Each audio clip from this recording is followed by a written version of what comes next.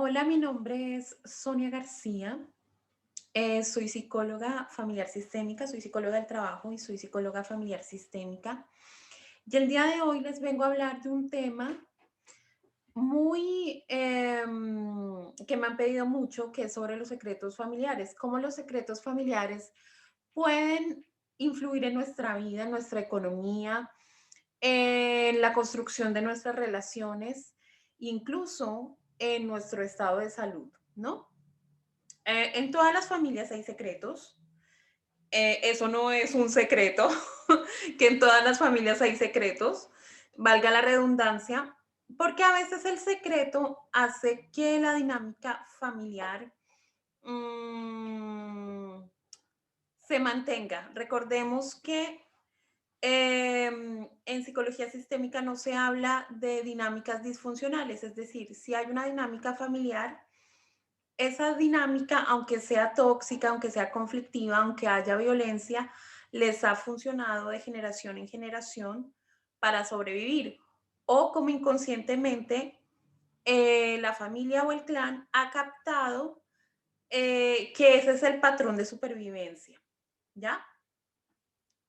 El inconsciente, como ya he repetido en muchas ocasiones, no quiere que seamos felices, no quiere que podamos alcanzar la plenitud, sino que lo único que busca es que sobrevivamos. ¿Cómo? Felices o infelices, no es el problema, ¿ya? Entonces, vamos a entrar ya de lleno a lo que son los secretos familiares. Bueno, a ver, primero que todo, definamos qué es un secreto. Bueno, según la Real Academia de la Lengua Española, pues un secreto es una cosa que se guarda cuidadosamente, sigilosamente, reservada y oculta. Es un conocimiento que solamente tiene alguien o algún grupo exclusivo de gente. Y bueno, un secreto puede, digamos, ser algo útil dentro del campo de la medicina, de la ciencia, del arte, etcétera. Y también tiene una característica de misterio, ¿no? O sea, un misterio es algo que no se puede comprender fácilmente, que hay que descifrarlo, ¿no? Eso en lo que tiene que ver con el secreto. Entonces, muchos problemas que tenemos actualmente en la vida de una persona, enfermedades, situaciones, sobre todo situaciones en las que nos cuesta encontrar la explicación o explicación desde la historia de vida de la persona, ¿no? Pueden venir de un secreto. Entonces,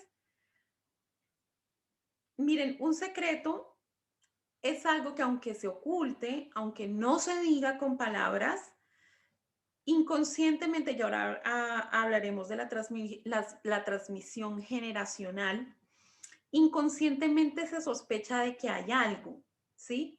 De que hay algo que no se ha dicho, pero no se sabe concretamente qué es.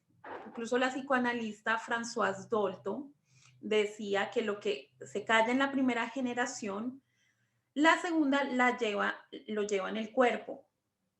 Es decir, lo que una generación no pudo resolver, ¿no? Ah, se pasa a las siguientes generaciones. A veces en una generación se viven situaciones dramáticas, conflictivas. Si nos ponemos a pensar en nuestros antepasados, muchos vivieron situaciones de hambre, de guerra. Entonces, imagínense todas los choques emocionales, los eventos vitales estresantes, los efectos de una guerra. Una persona, una generación no las puede resolver a lo largo de su vida. Claro que se sufren consecuencias en lo psicológico, en lo emocional, en lo comportamental, por supuesto, pero a veces la carga dramática es tan grande que se necesita más de una generación para poderla digerir, para poderla elaborar, para poderla sanar. Entonces, por eso. Lo que una generación no puede resolver, lo resuelve las siguientes, ¿vale? Muchas veces la persona que ha tenido un destino fuerte, digamos, un destino de sufrimiento, digamos, ancestros que han ido a la guerra o que han vivido situaciones muy difíciles, inconscientemente quieren escapar de ese destino tan doloroso que han vivido. Entonces, la manera inconsciente es transmitirlo. Esto tiene una explicación desde la ciencia. La explicación son los campos morfogenéticos. Ya vamos a entrar a hablar de ello. Es esto de lo que les quiero hablar de la transmisión transgeneracional. Porque ¿cómo así que lo que vivieron mis abuelos, mis bisabuelos me puede estar afectando ahora? O sea, esto quizás para una mente muy racional, muy determinada por las leyes de causa y efecto, una mente muy aristotélica, puede ser difícil de comprender, ¿ya? Pero muchas cosas que, que no comprendemos, no porque no las comprendamos, no quiere decir que no existan, ¿ya? Muchas cosas que no son visibles a la comprensión tangible de los sentidos existen, ¿ya? ¿Qué son los campos morfogenéticos? Los campos morfogenéticos son estructuras organizativas invisibles que moldean y dan forma a cosas, a un conjunto de plantas, de animales, y tienen un efecto organizador en la conducta, ¿ya? Por ejemplo, vemos una bandada de pájaros. Aquí en la foto hay como una, no sé si se dice manada, bandada, me disculpan, pero es cuando los pájaros vuelan juntos. Ellos saben cuándo cambiar de dirección muy sincrónicamente, muy sincronizados, ¿ya? Como si se estuvieran comunicando. De la misma manera que lo hacen los pájaros, nosotros también estamos determinados por los campos morfogenéticos en nuestra familia, ¿ya? ¿Y por qué se da esta transmisión transgeneracional?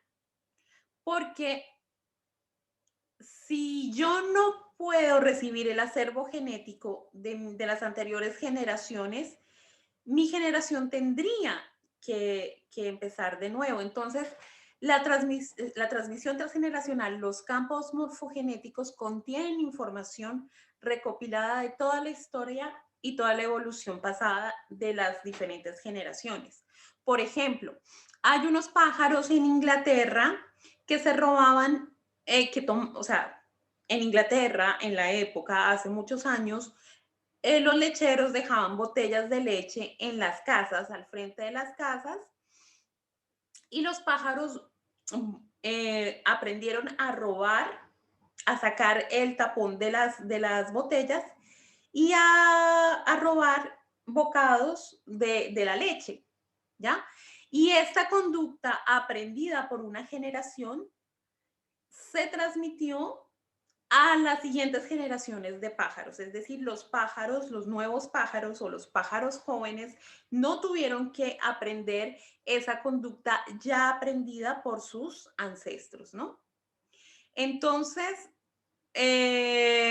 para no empezar el aprendizaje de vida nuevamente, los procesos psíquicos de una generación se transmiten en otra, ¿no? Y ese es mi acervo genético, es mi acervo psíquico y genético, ¿ya?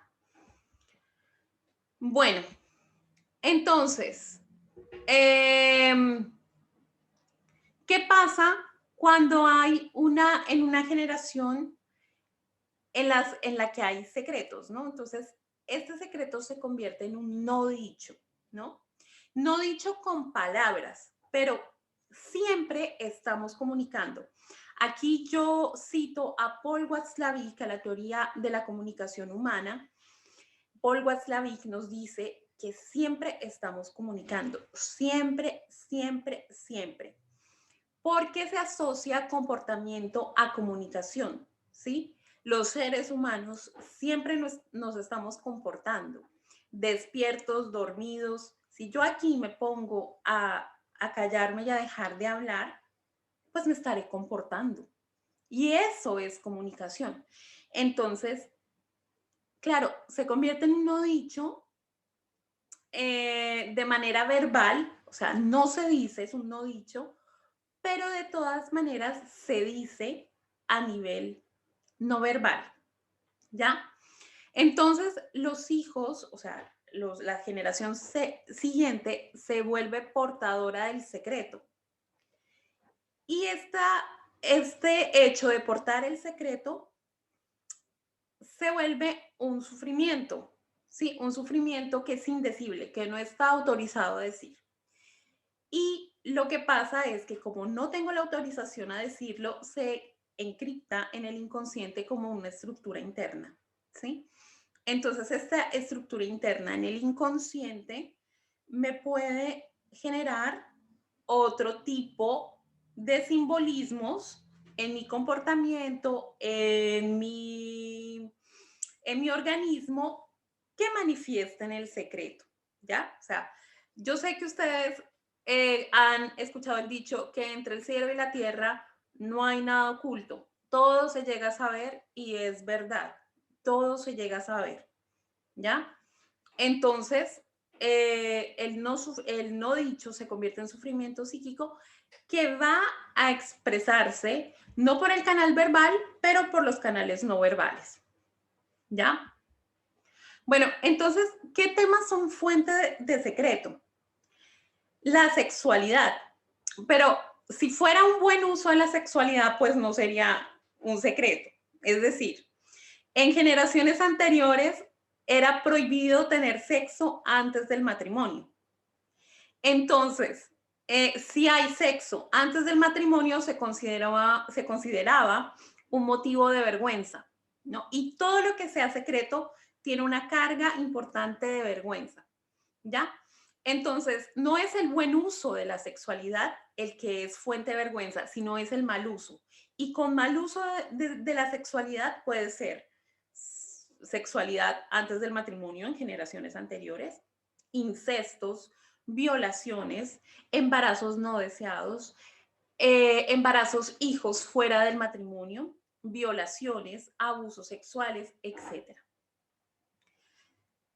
Otra cosa que es motivo de vergüenza y de culpa es la diferencia de clases sociales, la diferencia de estatus social, sobre todo en sociedades muy clasistas.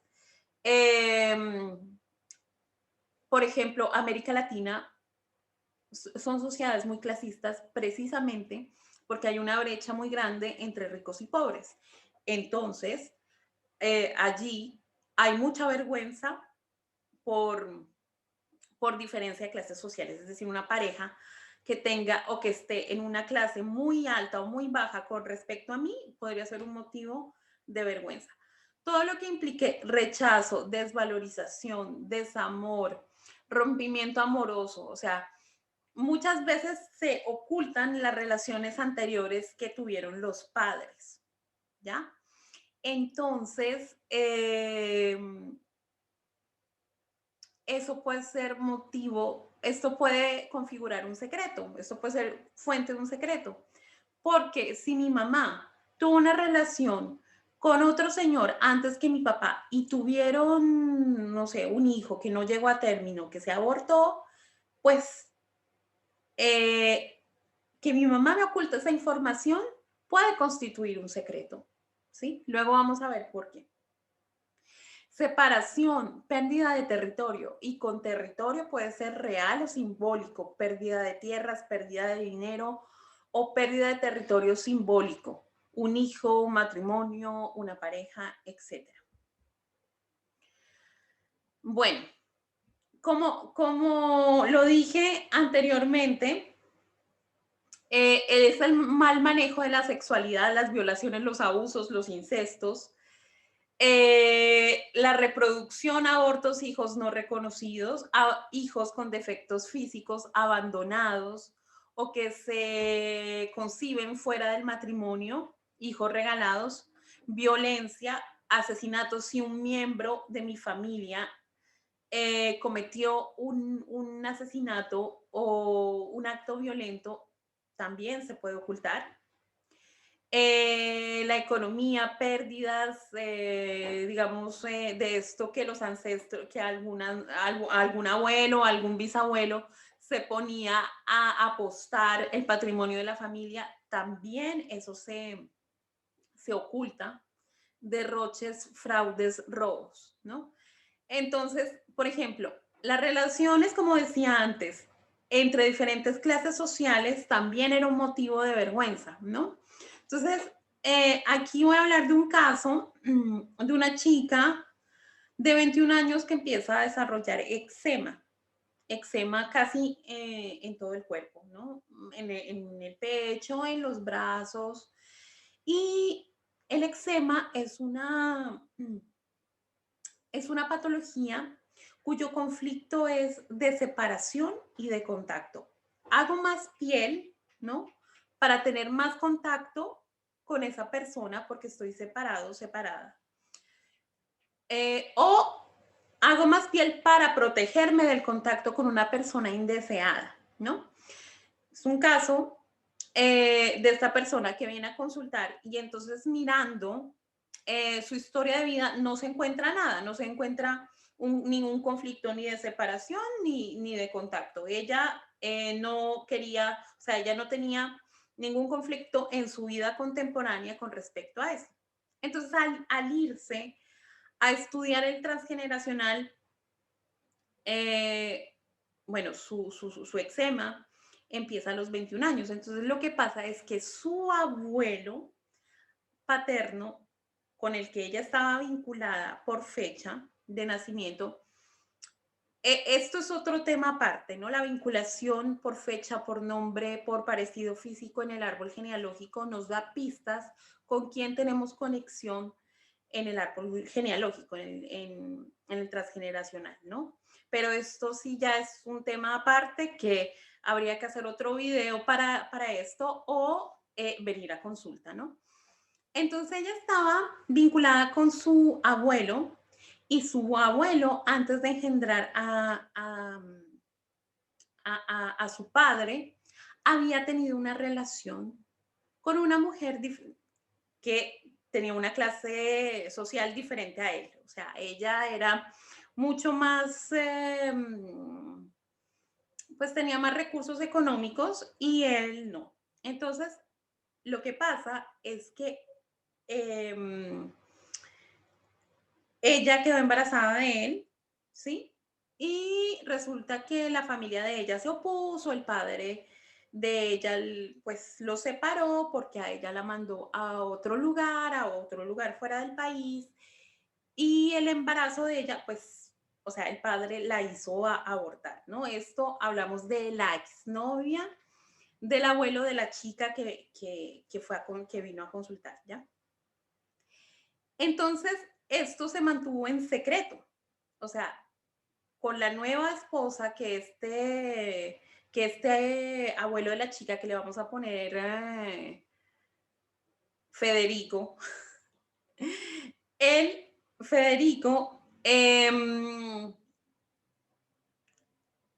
ocultó que había tenido una relación previa con una mujer de otra clase social y que habían engendrado un hijo y que el hijo finalmente se abortó, etc.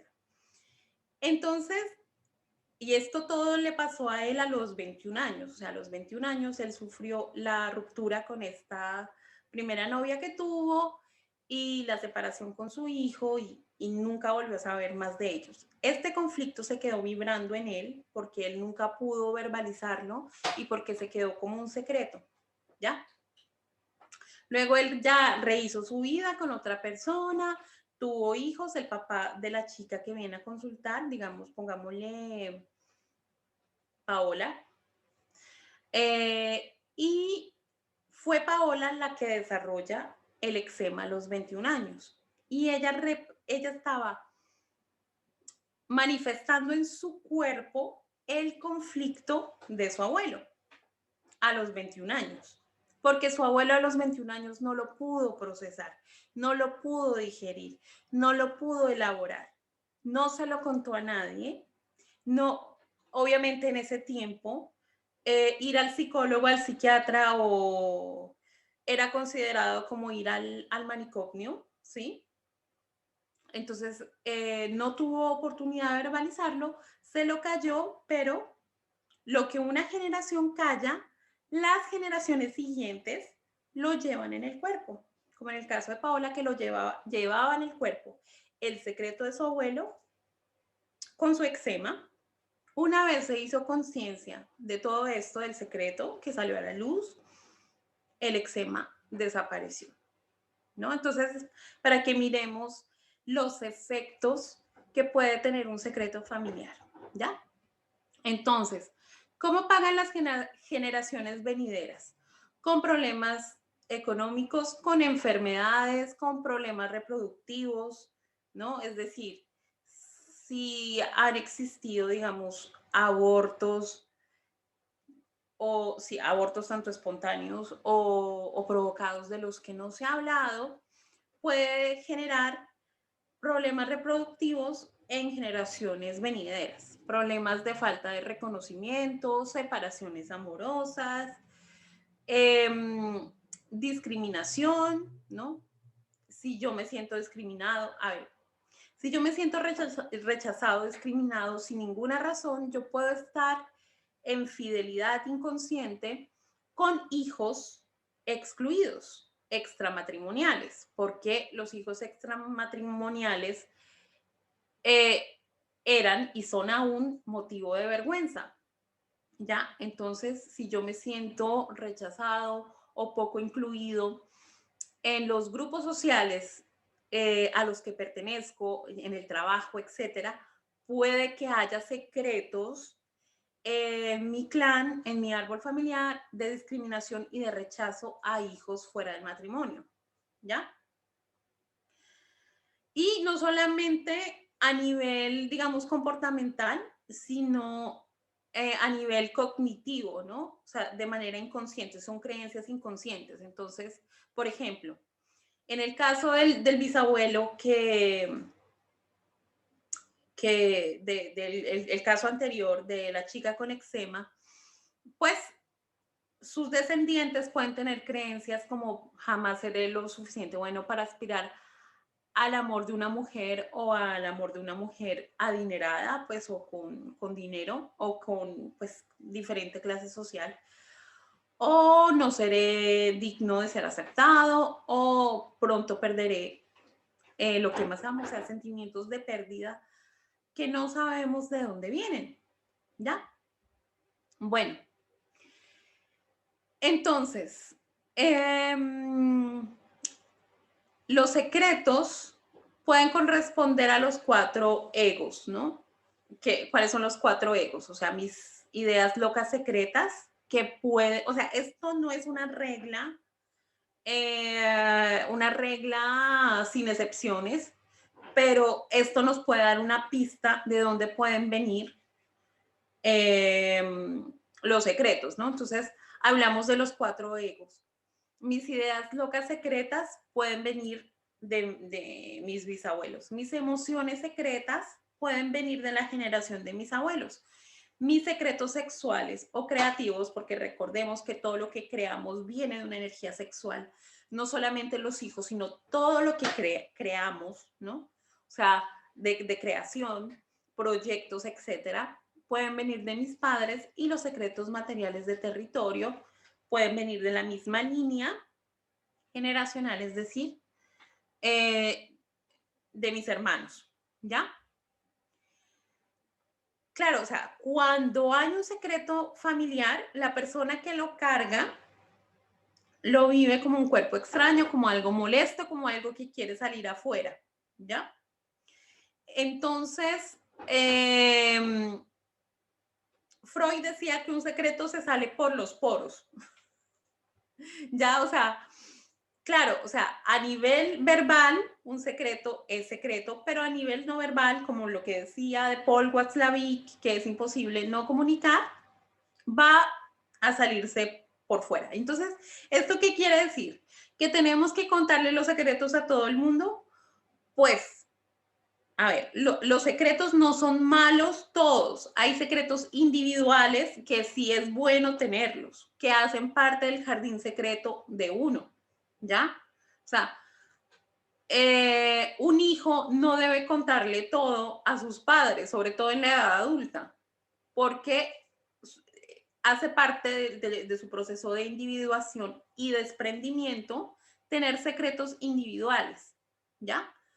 Pero cuando es una información que concierne a toda la familia, sí es grave guardarse un secreto.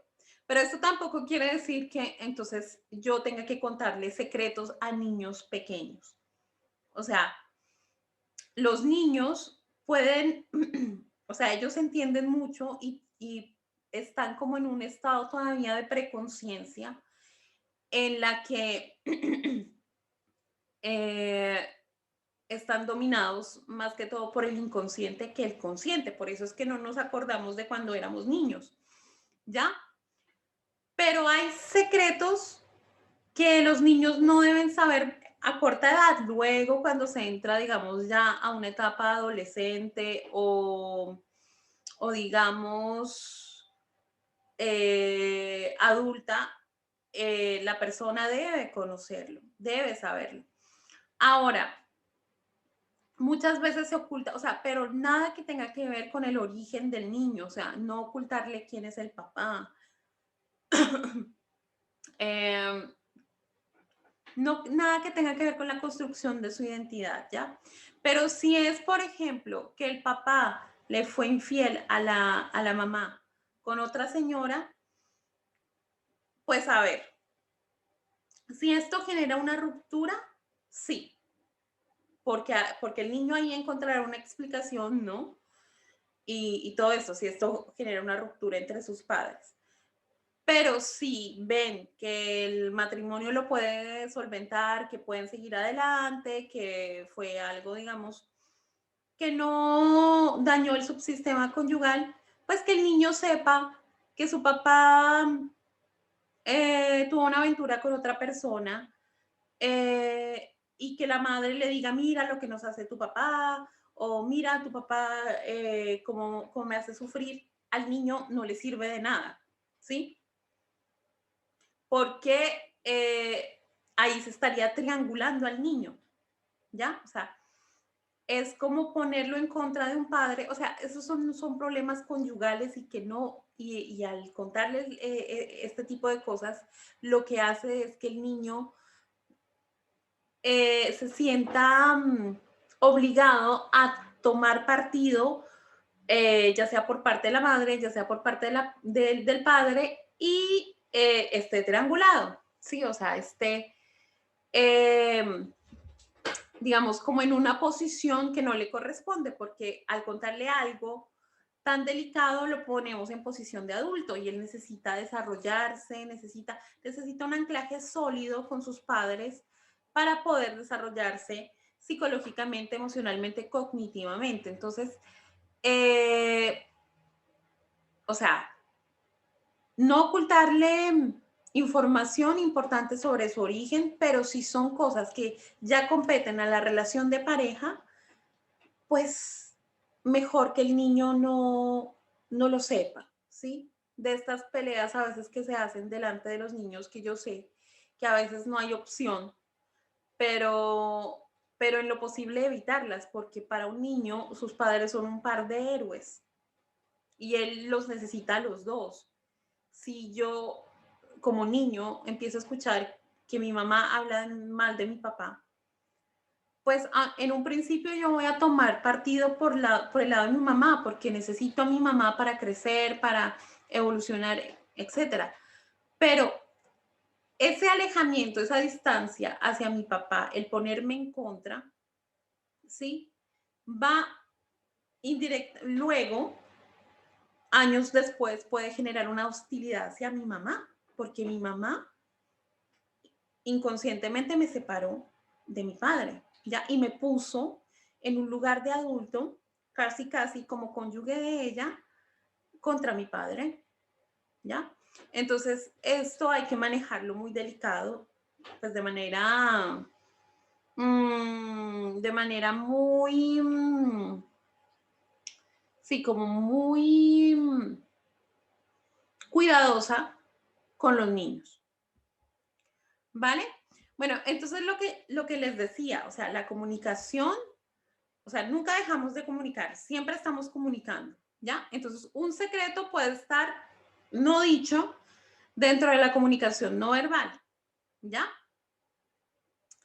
Pero nunca desde la comunicación analógica, ahí me equivoqué, no es análoga, sino analógica. Entonces, ¿qué es la comunicación no, verbal? La comunicación digital y la comunicación analógica. Yo puedo decir, ay, qué felicidad verte, pero estoy así arrugando la nariz y estoy torciendo la boca, pues aunque mi comunicación digital esté diciendo que estoy muy feliz de verte, pues en realidad es todo lo contrario, ¿ya?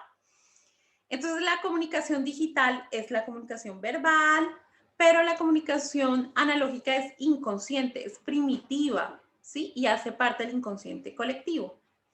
Entonces Freud decía, aquel cuyos labios callan, conversa con la punta de los dedos y se traiciona por todos los poros, es lo que les decía antes, ¿no? Entonces, lo que callamos, se nos, el inconsciente nos traiciona y nos delata, ¿ya? Bueno, entonces, ¿por qué es importante conocer de dónde venimos? Eh, perdón, porque es importante tener claro de dónde venimos para nuestro proceso de individuación, ¿ya? Si yo sé de dónde vengo, también sé hacia dónde voy, ¿ya? Entonces, miren, los seres humanos estamos oscilando entre unas fases de dependencia a otras fases de independencia y de autonomía. Las primeras fases de un ser humano van a hacer más de dependencia a la familia. Pues claro, por lo menos hasta los 18 años dependemos de nuestros padres. Psicológicamente, cognitivamente, emocionalmente y económicamente dependemos de nuestros padres. Luego, cuando somos adultos, tenemos más tendencia a la independencia. Ahí está mal. Ah, no, sí. Luego, cuando se superan las fases de la adolescencia, perdón, tenemos mayor tendencia hacia la independencia, ¿ya? Entonces, si yo tengo claro mi origen, por eso les decía que los secretos que ocultan el origen, mi origen, son, y ahora lo vamos a mirar, son muy delicados porque si yo no sé de dónde vengo, ¿sí? No me puedo diferenciar, ¿sí? O sea, necesito yo primero saber de dónde vengo, estar unido, por eso la cita, vivir la experiencia de estar unido es necesario para posteriormente diferenciarme. Entonces, tengo que saber cuál es mi origen para poder hacer un proceso de individuación, de diferenciación, de autonomía. ¿Y qué es lo que quiere decir diferenciación, autonomía en términos pues coloquiales que todo el mundo entienda? Es que yo pueda independizarme de mis padres, que yo pueda formar una pareja, establecer límites claros con mi familia de origen, etcétera, ¿ya? Bueno, entonces, si se tiene claridad sobre el origen de los ancestros, pues se tienen certeza sobre el origen, que ayuda a mantener la cercanía emocional con la familia, pero también permite la distancia emocional, es decir, o sea, porque tampoco es sano vivir pegados a la familia de origen, ¿no? O sea, es necesario para construir nuestra autonomía como seres adultos, poner distancia con nuestra familia de origen, ponerles límites, ¿no? Pero una distancia emocional que nos permita acercarnos. O sea, cuando hay claridad en el origen, yo puedo hacer esto, ¿sí?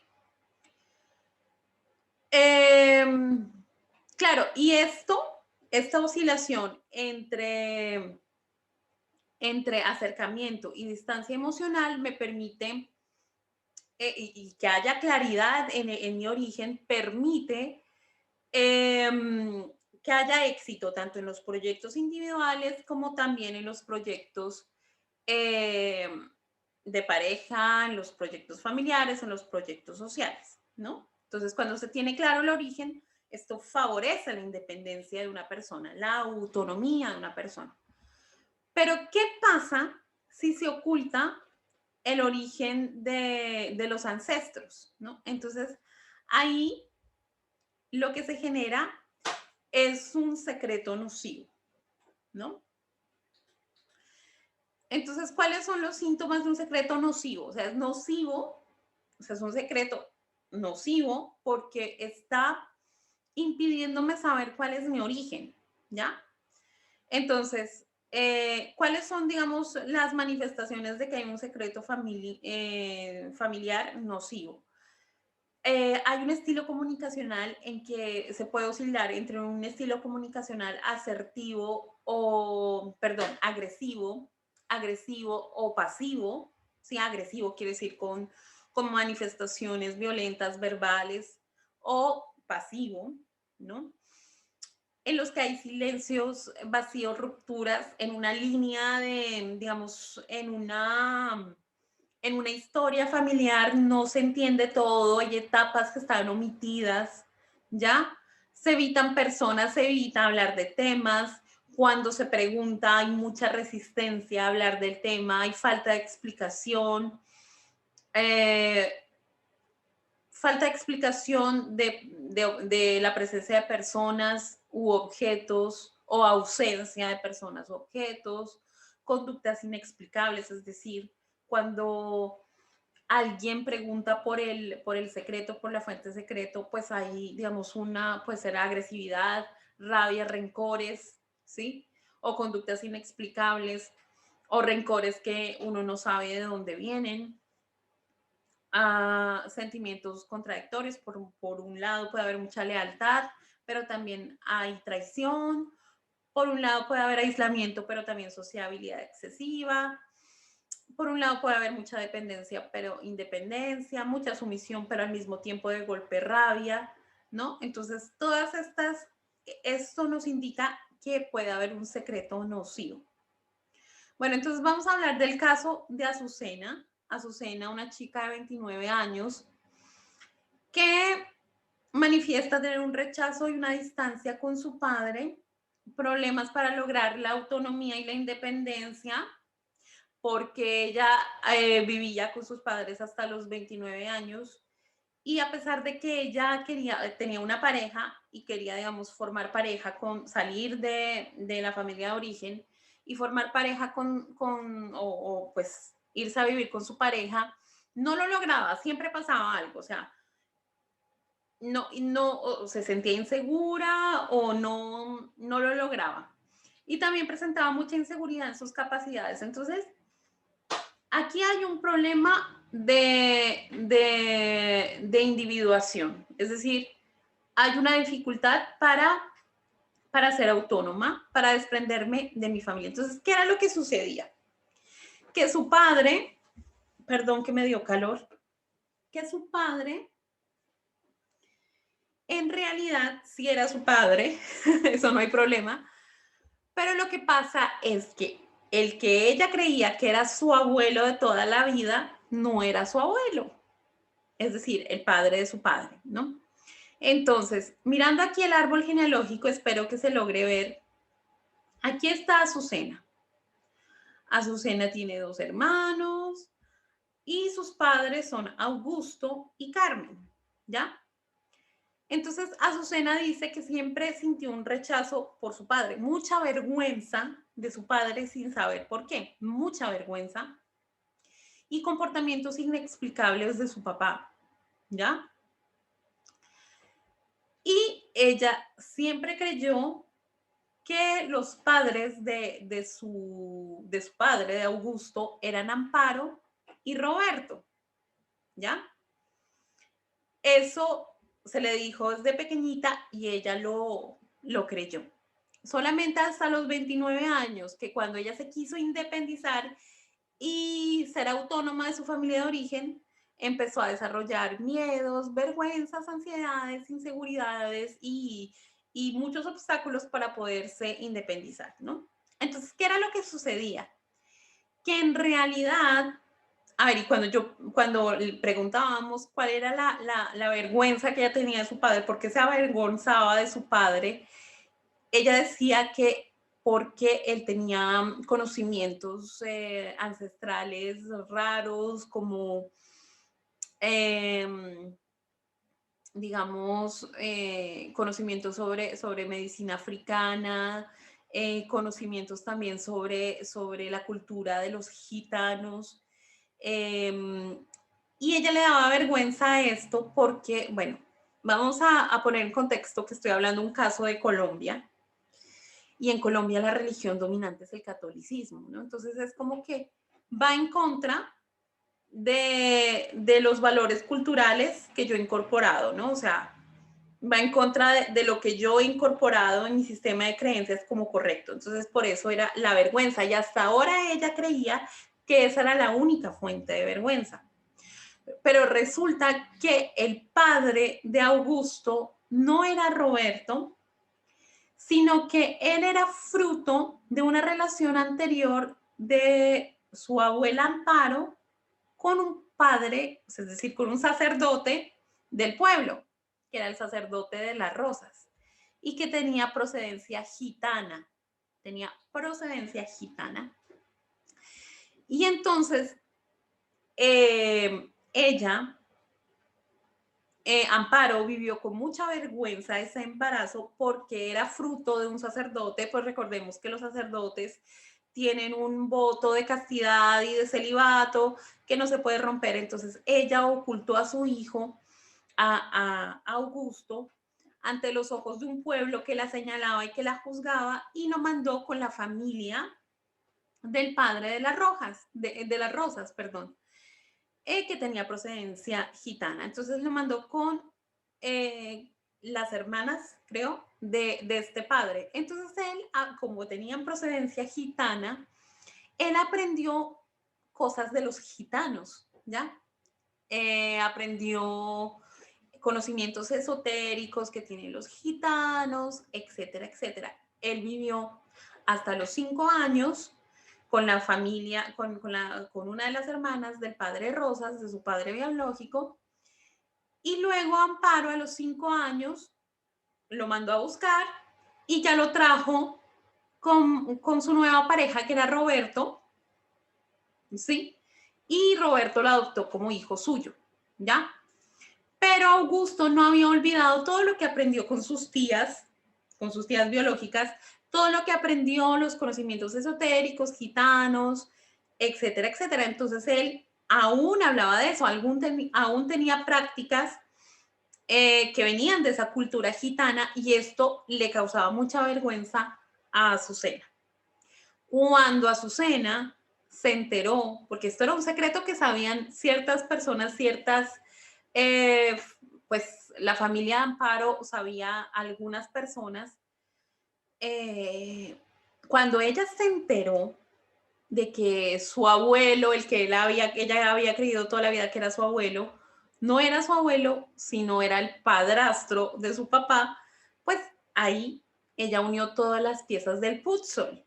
Ella entendió a su papá, dejó de tenerle vergüenza de su papá porque comprendió que su papá había sido socializado siendo niño en una cultura distinta y que por eso tenía esos comportamientos, ¿ya? Y aprendió a valorar, a apreciar a su papá de un modo distinto, lo cual a ella le trajo, o sea, supo de su origen, conoció su origen, su real origen no venía de este señor Roberto, sino del padre de las Rosas, ¿ya? Y cuando ella hizo conciencia de todo esto, logró su autonomía, pudo irse a vivir con su pareja y se volvió más segura de sus capacidades, ¿ya? Entonces, ven por qué es importante saber el origen de dónde venimos y que no haya secretos con respecto a nuestro origen, porque si hay secretos con respecto a nuestro origen, nos quedamos pegados inconscientemente, claro, porque hay algo que resolver y no podemos desprendernos y no podemos independizarnos o ser autónomos.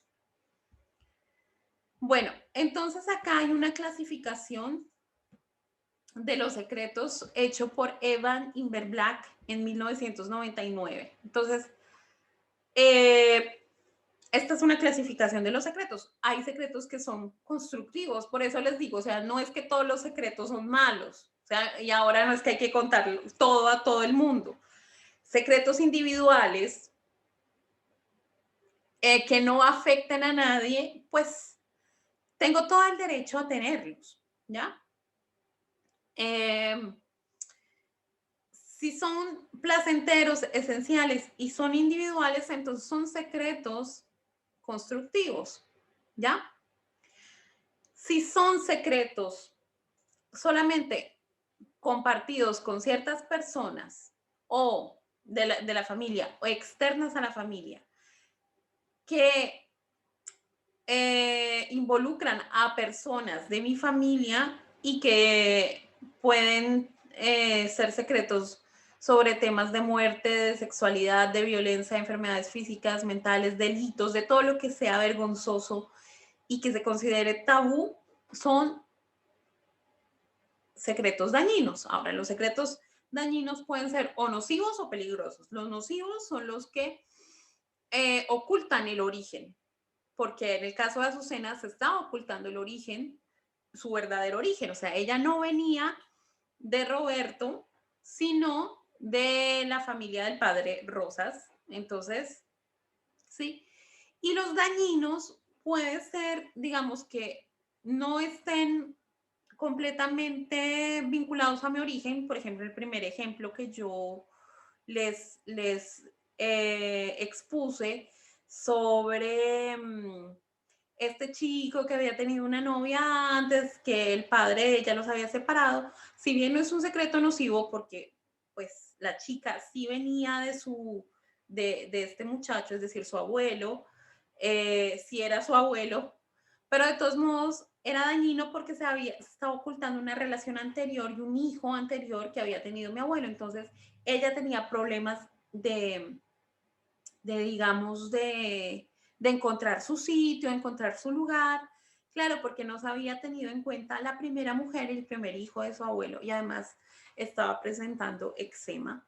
¿Ya? Entonces, es un, es un secreto peligroso porque me genera problemas de salud, dañino, pero no es nocivo, ¿no? Entonces es como la diferenciación de los secretos.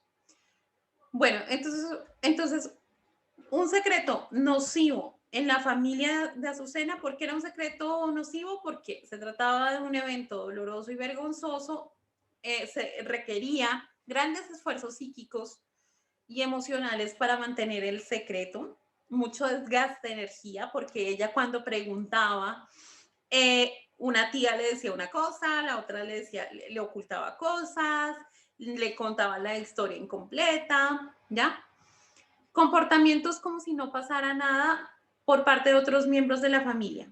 Entonces, como si no pasara nada, el comportamiento como si puede ser adaptativo. Es decir, por ejemplo, los niños en su desarrollo cognitivo utilizan el juego simbólico. Por ejemplo, el niño juega que es Superman, a que es Spider-Man, actúa como si fuera Spider-Man y es adaptativo porque eso le permite desarrollar la imaginación al niño. Cuando hacemos teatro, por ejemplo, estamos actuando como si fuéramos ese personaje y entonces se vuelve algo lúdico, por lo tanto es sano. Pero si yo utilizo el comportamiento como si dentro de las relaciones de pareja o relaciones familiares, ahí sí es nocivo, ¿ya? Porque yo me comporto como si, por ejemplo, si, no sé, estoy ocultando, digamos, por ejemplo, un padre de familia que pierde su empleo y por vergüenza con su familia o por no sentirse desvalorizado económicamente a los ojos de su familia, finge que sigue yendo al trabajo, ¿sí? Entonces es como si siguiera yendo al trabajo, pero en realidad no va. Entonces, cuando la familia se entera que en realidad el padre perdió el trabajo, pues vienen los problemas, ¿ya? Porque hay un ocultamiento de información. Entonces, ese es el peligro del comportamiento como si en el seno de las familias. Y pues por supuesto la vergüenza reiterada, los sentimientos de minusvalía, tanto de Azucena como del papá, de Azucena, de no sentirse perteneciente, o sea, ni el papá se sentía perteneciente porque su origen era motivo de vergüenza con la familia, ni Azucena, por temas de fidelidad familiar inconsciente, tampoco se sentía perteneciente a la familia y sentía pues inseguridades de sus capacidades y tenía bloqueos a la hora de independizarse y ser autónoma, ¿no? Entonces, el permanecer infantilizado, etcétera. Bueno, entonces, ¿cuáles son los síntomas de un secreto familiar? Pues sentirme excluido de la nada, o sea, como que si yo siento que no es, o sea, en mi equipo de trabajo o con mis amigos o etcétera, me siento excluido de la nada, pero, o sea, porque, o sea, no encuentro yo una explicación en mi vida contemporánea sobre eso, ¿no? Entonces puede ser que yo esté resonando o que yo tenga fidelidad con excluidos en el clan, o sea, con hijos fuera del matrimonio, con hijos que no son reconocidos. También el tener adicciones. Las adicciones, si buscamos el origen etimológico de la palabra, es adicción, no decir, no dicción, ¿ya? Entonces, claro, como el secreto eh, implica tanto esfuerzo psíquico y emocional de las generaciones anteriores, inconscientemente yo tengo esa carga en mi inconsciente y genero adicciones, ¿no? Puede ser adicciones que estén en vínculo con el secreto, o puede que no, puede ser, por ejemplo, si hay un secreto con respecto a pérdidas de dinero o a ruinas que en realidad, por ejemplo, el bisabuelo tenía digamos, una vida económica mucho más fácil o más próspera y ahora la familia no tiene ese mismo nivel de vida.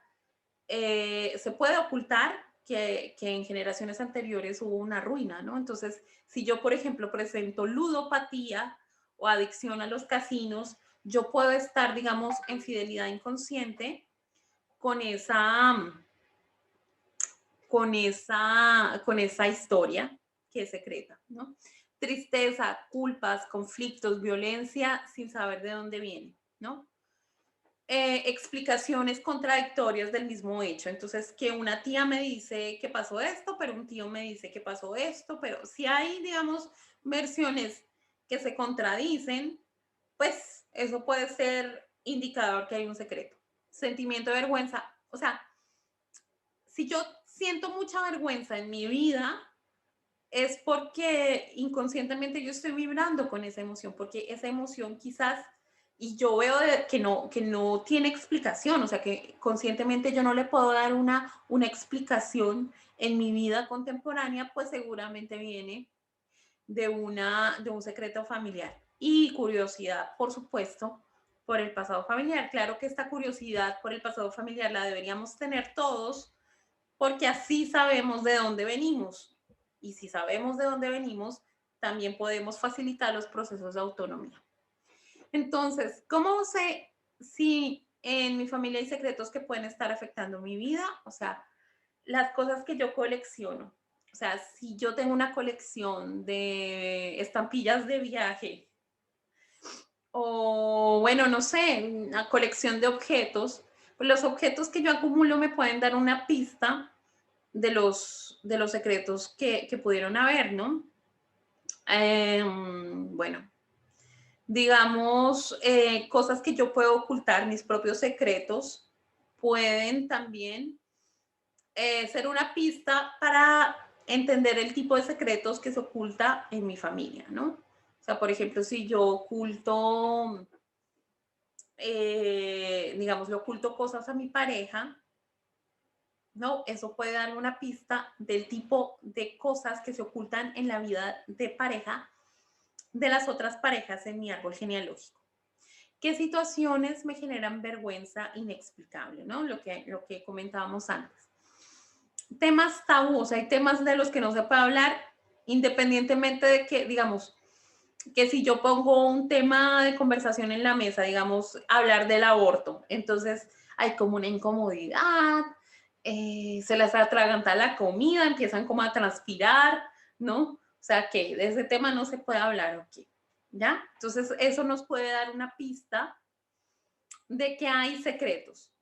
Las profesiones también nos pueden dar una pista de los secretos. ¿Por qué?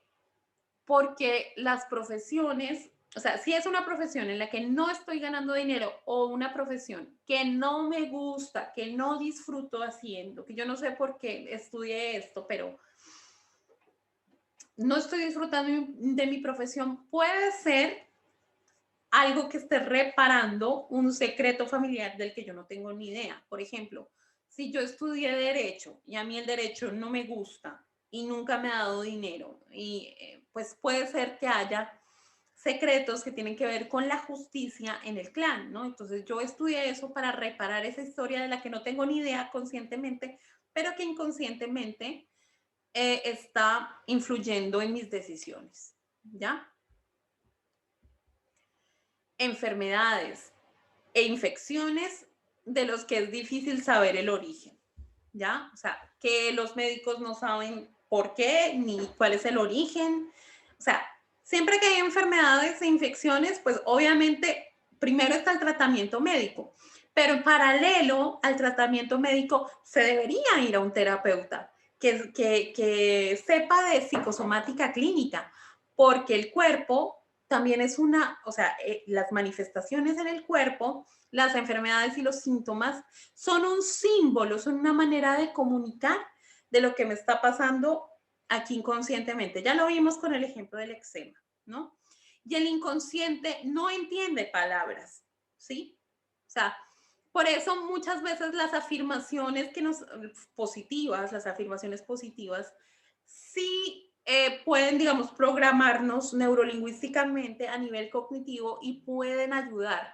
Pero si no hacemos un trabajo inconsciente, es que el inconsciente no entiende de afirmaciones, ni de, o sea, él no entiende de palabras, el inconsciente maneja símbolos. Por eso en consulta a veces se pide eh, hacer rituales, simbolismos, quemar una carta, lanzar las cenizas a un cuerpo de agua que corra. Bueno, ¿por qué? Porque el inconsciente maneja símbolos, ¿ya? Eh, si hay un síntoma físico y no sabemos cuál es el origen, ya hemos mirado en toda nuestra historia de vida y no hay una explicación de por qué hay no sabemos cuál es el conflicto que está generando esta enfermedad, pues hay que irse al árbol genealógico, ¿ya?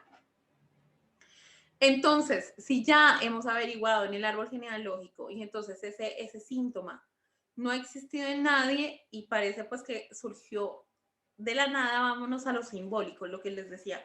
O sea, el inconsciente maneja símbolos. Entonces, muchas veces, por ejemplo, había una persona que tenía retención de líquidos, un caso que yo escuché, eh, y la retención de líquidos era porque la abuela había sufrido muchas situaciones y ella había, o sea, porque ella estaba en conexión con su abuela materna, creo, y eran, digamos, como, a ver, lo que pasa es que su marido se iba, ¿no? Como que era militar y entonces ella quedaba sola Y ella tuvo otras relaciones mientras su marido estaba afuera y como le tenían miedo al marido porque era militar, entonces esas relaciones siempre eran, digamos, esporádicas o no duraban, pero el problema era que la abuela se enamoraba, ¿sí? Entonces ella no podía darse el lujo de, digamos, de llorar el despecho, de hacer el duelo, porque no eran su marido, eran amantes que ella tenía. Entonces esas lágrimas todas se las tragó. Y esas lágrimas eran la retención de líquidos de su nieta, o sea, las lágrimas que su abuela no lloró. Entonces, cuando se descubrió eso en consulta, pues ella dejó de retener líquidos. Entonces, muchas veces hay que irse a lo simbólico para entender el origen de un síntoma, de un síntoma físico, ¿no? Y que este síntoma físico puede ser la evidencia de un secreto, ¿ya? Entonces, ¿qué hacer para descubrir los secretos? Si yo tengo sospechas de que en mi familia hay un secreto familiar, pues ir a terapia, pues cualquier terapia de psicología, pero si es desde un enfoque psicogenealógico, familiar sistémico transgeneracional o que maneje psicosomática, pues es mucho mejor, ¿ya? Porque si bien los seres humanos somos cognición y comportamiento, el 95% hagan de cuenta un iceberg. O sea, solamente el 5% es el consciente, nuestro comportamiento consciente, y el 95% es inconsciente, ¿ya? Entonces, una terapia que solamente maneje el cognitivo comportamental puede hacer mucho, mucho, pero si queremos cambios a largo plazo y queremos ir al origen, a las raíces, recordemos que Carl Gustav Jung dijo que el árbol que no ha tocado raíces las raíces del árbol que no han tocado el infierno, un árbol cuyas raíces no han tocado el infierno, sus ramas no podrán ir al cielo. ¿Sí? O sea, si no vamos hasta el origen y entendemos, no solamente intelectualmente, sino emocionalmente el pasado familiar, pues no vamos a saber de dónde venimos. Y como yo les expliqué, para que seamos autónomos, para que podamos ir hacia la vida, debemos conocer el pasado familiar, ¿ya? Hacer el árbol genealógico, ¿no? En mi consulta, yo enseño a hacer el árbol genealógico, ¿ya? Y bueno, hay muchos tutoriales, pero yo recomiendo siempre que se vaya donde un profesional, ¿no? Porque un árbol genealógico mal hecho puede ser un obstáculo. O sea, el árbol genealógico es una herramienta, pero mal hecho es un obstáculo. ¿Ya? O sea, un árbol genealógico hecho desde las convenciones, ya sea en la psicogenealogía o de la antropología, ¿sí? Pero porque